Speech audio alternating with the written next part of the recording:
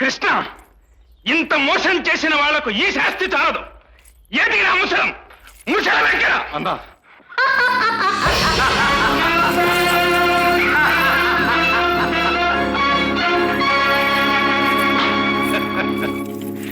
పెదమామగారు నమో నమ. పెద్దలు తమకెందులకి శ్రమ. ఈ దురాత్మల బదమడచడానికి నేనున్నాను. ఎవడోనా నువ్వు? నేనా? ఎవడనా? ఘోషయాత్రలో గంధర్వులు నిన్ను బంధించినప్పుడు వచ్చి విడిపించనే ఆ అర్జున ఫరుగుణ భీభత్స బాబాయ్ గారి అన్న భీమసేన మహారాజు వారి కుమారుడను. ఊరి నువ్వురా ఘటోత్కజ, కర్ణ, దుశ్శాసన, వీణ్ణి పట్టండి.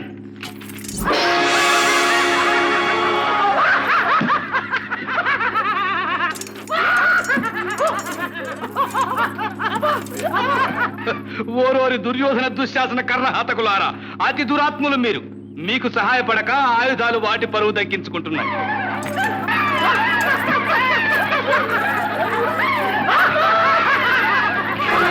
ఒరి మూఢ దుర్యోధన, నీ ఐశ్వర్యం చూసుకు తుళ్ళిపడినావు కదూ.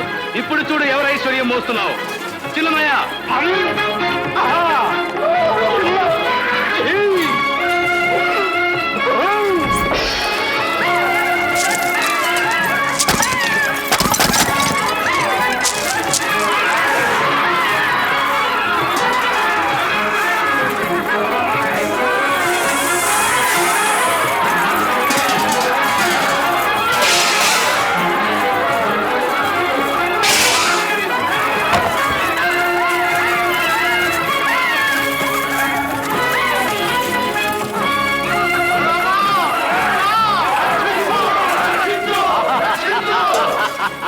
ఆర్తనాదములు శ్రవణానందకరముగా ఉన్నవి.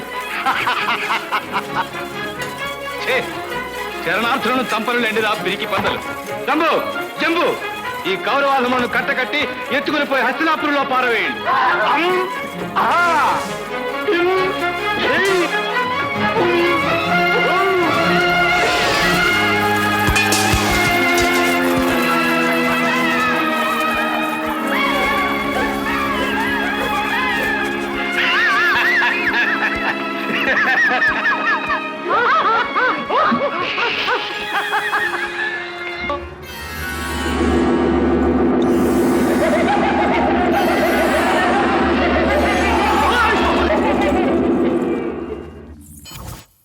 శశి నీ కోడలే అని చేతిలో చెయ్యి వేసి ఇచ్చిన మాట తప్పడం న్యాయమేనా అన్నయ్య?